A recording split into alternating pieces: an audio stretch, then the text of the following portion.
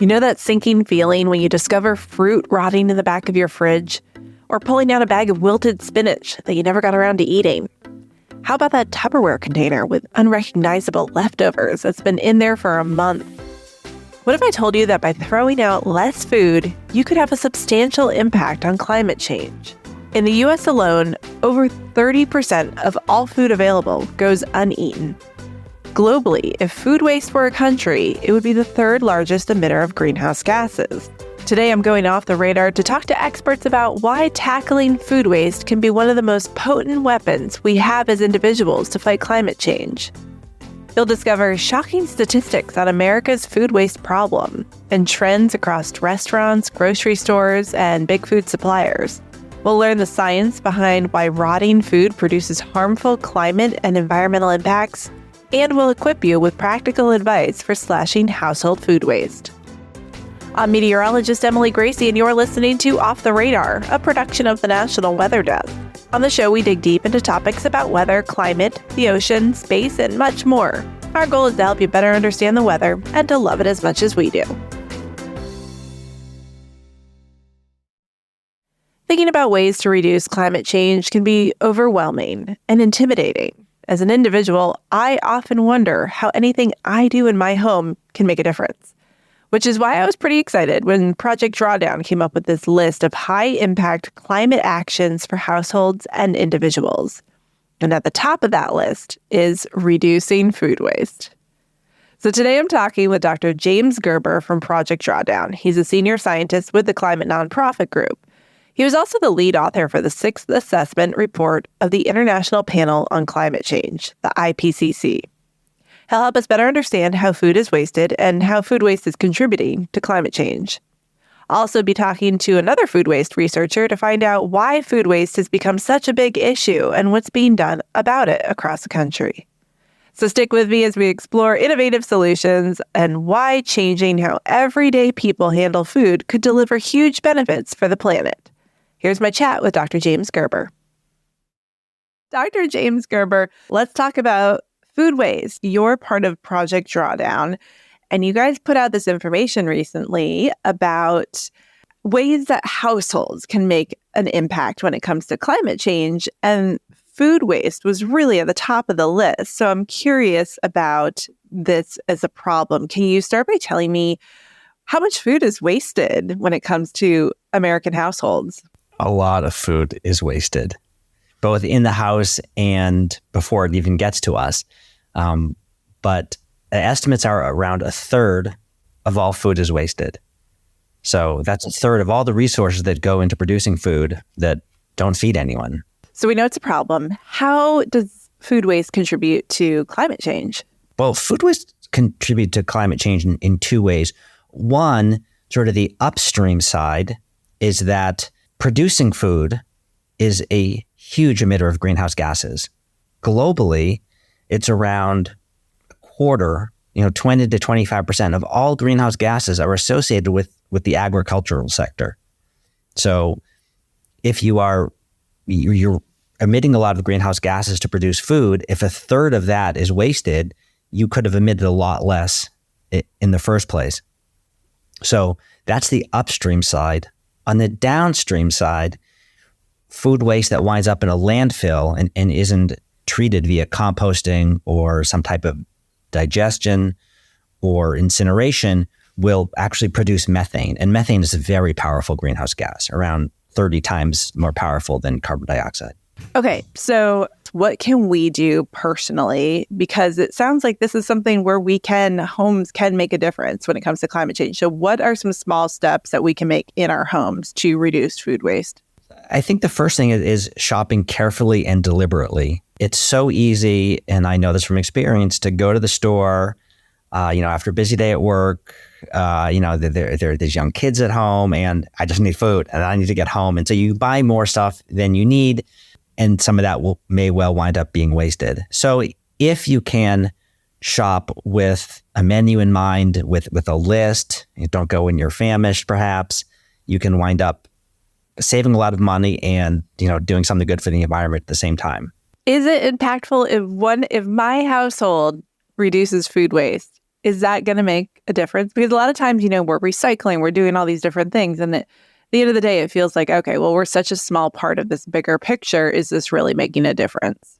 It is making a difference because even though any one individual family's contribution is, of course, very small, there's a lot of families in the U.S.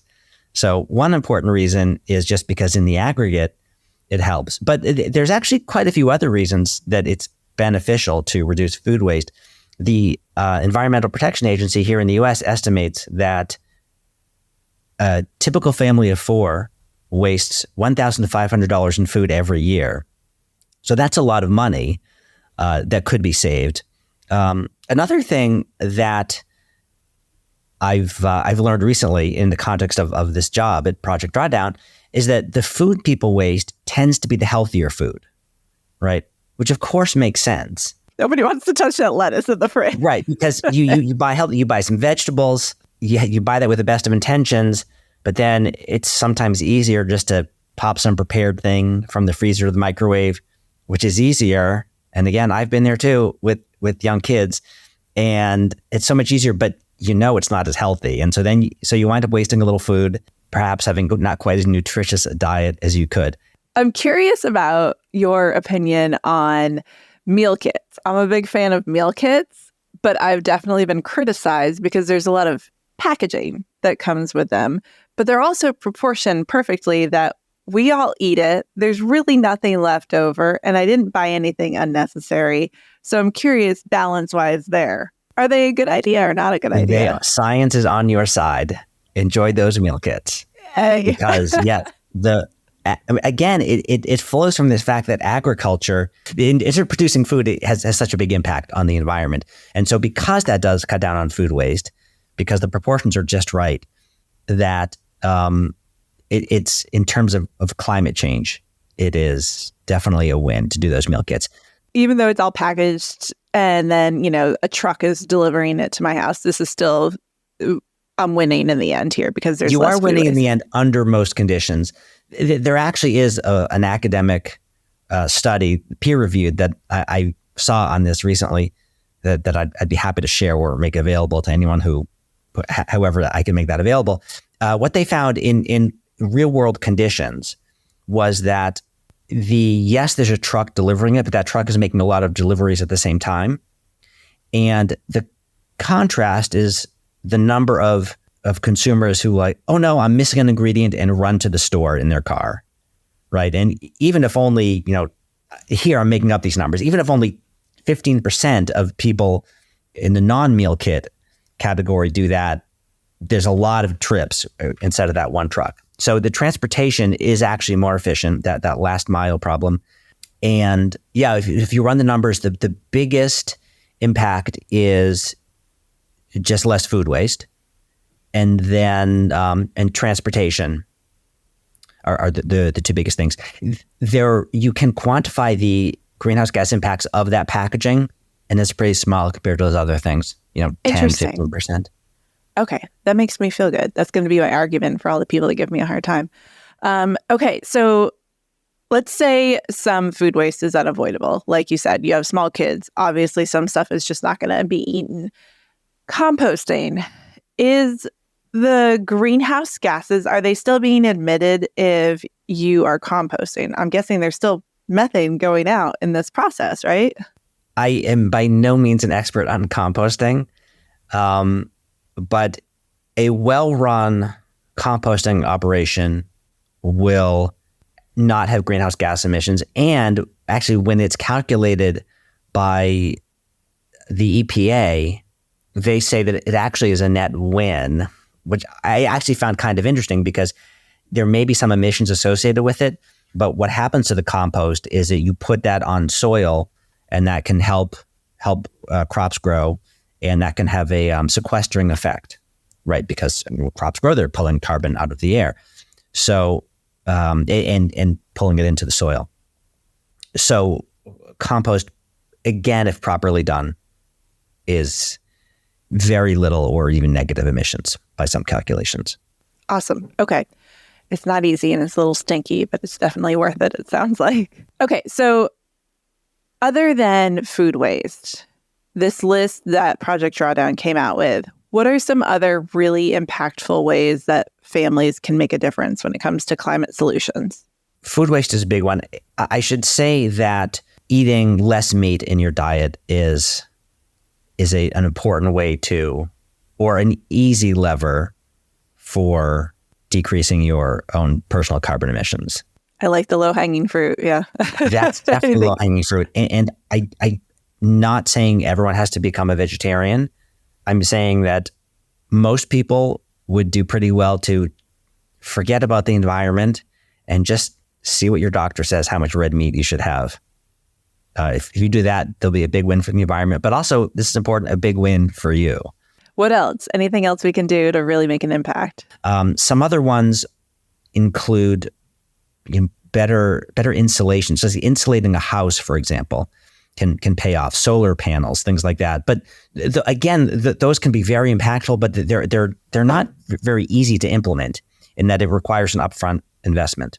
An electric car as well is something that, many studies, I think pretty much all studies, indicate pay for themselves over time because it's more upfront, but then it's much less to run it and the maintenance costs are much less. So things like that. Another set is considering changing transportation options, right? I mean, if you can take a bus once a week or something like that, or bike. I mean, it's the kind of thing that requires a lot of mental energy the first time you do it, perhaps, but then it actually can be quite rewarding to have a sort of more relaxed mode of transportation. And that type of thing can pay off as well, because transportation emissions are quite big, particularly in the U.S. Next up, I'm talking to Dr. Meredith Niles from the Department of Nutrition and Food Sciences at the University of Vermont. She'll explain why so much food is wasted in America and the programs that are in place to reduce that. She'll also have some great tips to help us reduce food waste in our own homes. Dr. Meredith Niles, thank you for joining me today to talk about food waste as we go into perhaps a very wasteful time of year. I think it must be. I know it is in my household. So I want to talk to you, first of all, about how big of a problem food waste is in America and globally. Sure. So let's start with America. Here in the U.S., we've done some research that suggests that just at the consumer level, so just in our households, the things that we purchase directly, the average American wastes about 1 pound of food per person per day, every day of the year. And so that does reflect why we see it wind up frequently on a lot of lists for at least what individual consumers can do to try to reduce their environmental and climate footprint. We do see different things globally than we see in the United States. So in high-income countries, the majority of food waste happens at the consumer level. So sort of once it gets into a retail space, comes into our households or in restaurants, things like that. But in low and middle income countries, the majority of food is actually lost. So it's actually wasted at the agricultural and the processing level. So things can't be transported quickly enough to get processed, or they can't be harvested for various reasons. And overall, there's less food loss and waste in low and middle income countries than high income countries. But as you think about that breakdown, it impacts how you think about solutions. So solutions focused on households and consumers are really important in places like the United States, whereas improving harvesting technology, transportation, processing in low and middle income countries is really important for waste there. So we know that in landfills, food waste is a problem, but there's problems even before it gets to that point, correct? That's right. Yeah. Some of the research that I did with colleagues a few years ago, we tried to actually quantify the environmental impact of growing all the food that then goes on to get wasted. And we see an environmental impact from the field all the way till it gets to your kitchen. So even leaving the landfill side out, growing all of the food that we grow in the United States that then goes on to be wasted is grown on the equivalent of 30 million acres of cropland every year. And we're using a lot of inputs to do that. So 5 billion gallons worth of irrigation water, for example, almost 1 billion gallons worth of herbicides and pesticides, and 4 billion pounds of fertilizers. So those all have environmental impacts. And then growing all that food and transporting it, et cetera, just to throw it away is a whole nother level of environmental impact, even beyond what we see happening at a landfill level. Have you looked at all at history of food waste and how it's changed, say, over the past 100 to 200 years? Have our habits really changed? Have regulations created more food waste? What does the past look like?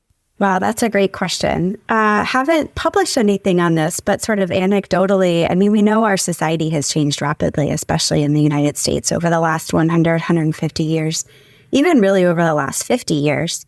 And we live in a society of, abundance for most people in the United States. We have access to food in far more places than we ever used to. It's constantly around us. It's at all of our workplaces. It's in every store we go into, whether it's a pharmacy or a grocery store where you would expect to find it. So we see food in a lot of places. And one of the things that I also think is unique about the American experience with food waste is that often we have really large portions in the United States. And we as Americans have come to expect that. That is just a component of what we expect in our society. You go out to a restaurant and you want to get a really nice big meal. It's like people perceive that as being value and worth their money. But of course, as we have increased portion sizes, which we do have good evidence for, that has definitely increased over time. I think that directly relates to some of the challenges we see with food waste in particular. You mentioned regulations. There are also, I think, some regulations or lack of regulations that also may contribute to confusion around food waste or that result in food waste. So an example of that, there's no federal standard right now for all of those different dates that we see on our food packages. And you see lots of different terms, right? You see sell by, use by, best by. Those really don't have a common standard. There is no federal standard for like what needs to be placed and what those terms mean. Those are generally put there by the manufacturers. And so I think there is consumer confusion around how to best interpret those dates. And all of us want to be safe, right? We don't want to get food poisoning. We don't want to eat something that's spoiled. We certainly don't want to give it to our loved ones. So I think absent federal policy in that space, many people also struggle and err on the side of caution and maybe throwing away things that could still be perfectly good, but aren't sure. And that's understandable. So that's a space for potential opportunity. I think about my generation versus like my parents' generation and then my grandparents' generation. I remember going out to eat with them and them saving like even the white rice off of a plate and then taking it home and like making a stir fry the next day, like using every little bit of food every time we went out to eat or had leftovers. And then like our parents' generation is much more abundant. Like even when we go to family dinners, I feel like they are just, there's so much food all the time.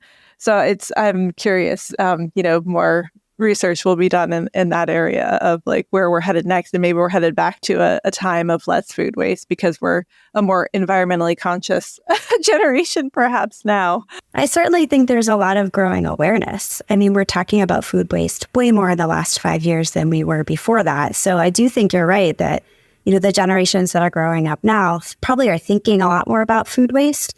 But you are describing what, is a social evolution, a societal change that is really challenging to unpack and to change because food is so personal. It's cultural, it's embedded in our families and our relationships. And so thinking differently about how we approach food, I think is really challenging, but also really interesting. Sometimes in America, it like feels like the Hunger Games, right? Like we're like the capital. We've got all these people wasting food. And then there's these other people who desperately want that food. So how do we find out about these programs if you are a household that's wasting food or a household that is food insecure? How do these come together? Yeah, the other part of my research actually is on food insecurity. So this is a major part of my research and a huge concern for me. So I think one thing that's important to acknowledge is these two are not perfectly related. So reducing food waste, especially at the household level, doesn't necessarily mean that other people are going to not go hungry. The root causes of food insecurity, especially in this country, are economic. People lack high quality living wages to be able to afford food.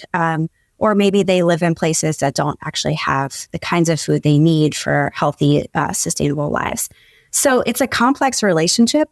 That being said, there's a lot of great programs that have come online to try to make these connections, and especially to do so beyond the household level.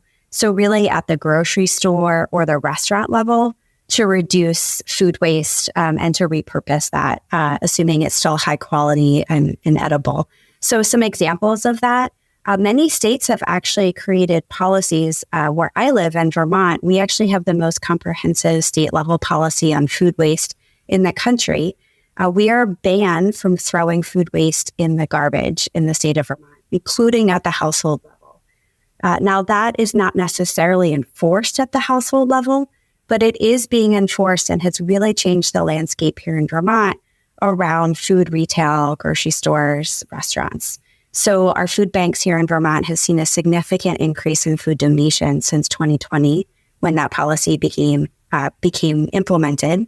And that's, grocery stores, instead of throwing away whole racks of perfectly good fruits and vegetables, are now donating those to the food bank. Bakeries, fast retail chains like Panera, for example, at the end of the day, they're donating all the breads and the baked goods, for example, that didn't get bought. Those are going to food banks.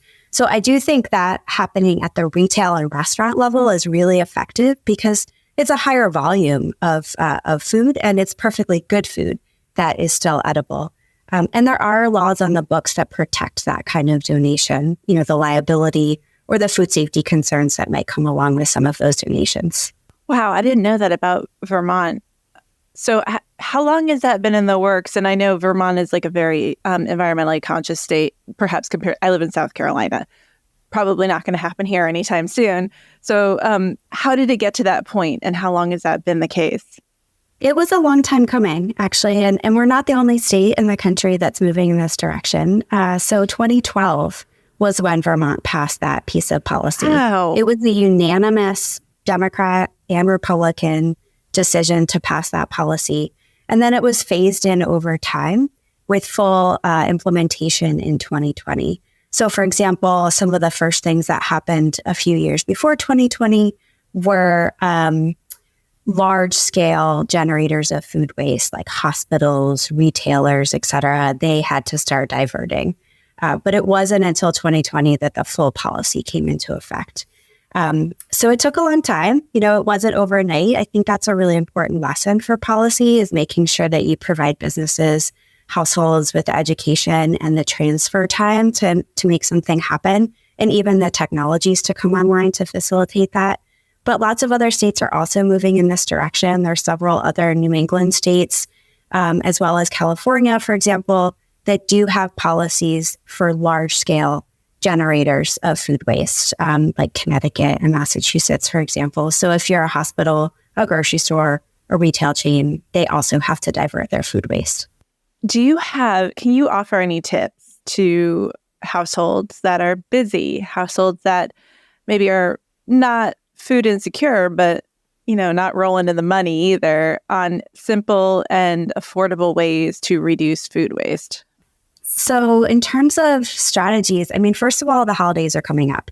And we know overall that waste increases during the holidays. And food waste, which is about 30% of our waste stream, is also likely increasing. So I think it's a really important time to think about some of these strategies.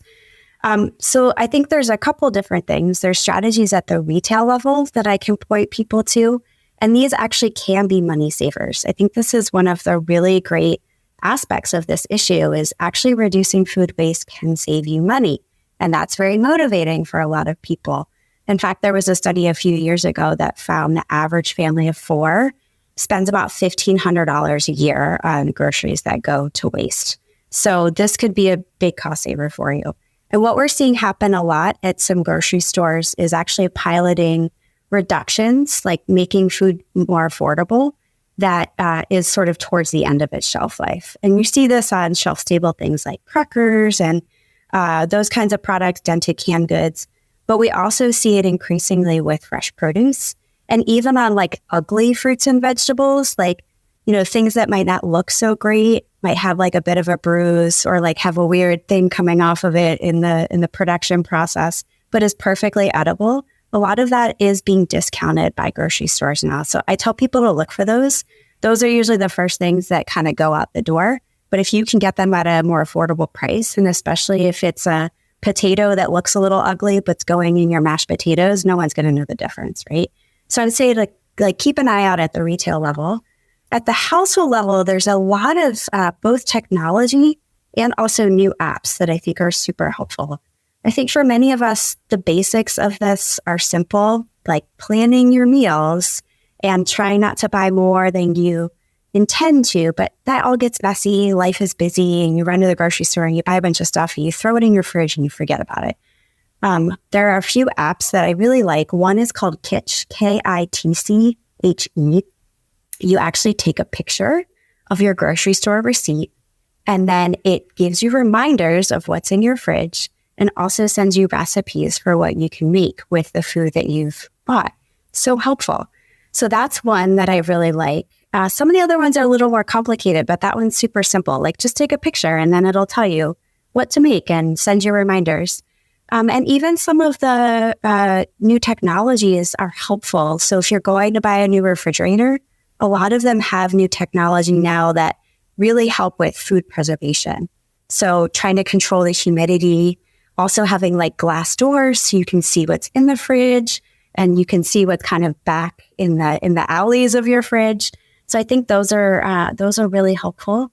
But definitely I recommend taking a look at some of the apps because I think that's the huge transition we've seen in the last 5 years to help people in this space. Well, this was very enlightening. Thank you so much for all this information. It's depressing, but also I feel like hopeful. It seems like there's some really good solutions. It does feel like it's one of the areas where individual consumers can make a difference. I feel like with so many other environmental issues, they really are more industry or government challenges. And there's certainly a role for that in the food waste space as well. But there is a lot of individual action that can happen here too. Off the Radar is a production of the National Weather Desk. Make sure you're following the show on Apple Podcasts, Spotify, or wherever you listen to podcasts. New episodes publish every Tuesday. If you know someone that's interested in climate solutions, make sure you share this episode with them. We'd also love you to rate and review us on Apple Podcasts and Spotify. Let us know what you think of the show, and I'd love to get some ideas for future episodes. Special thanks to James Gerber and Meredith Niles for their expertise on food waste today. I'm meteorologist Emily Gracie. Make it a great day.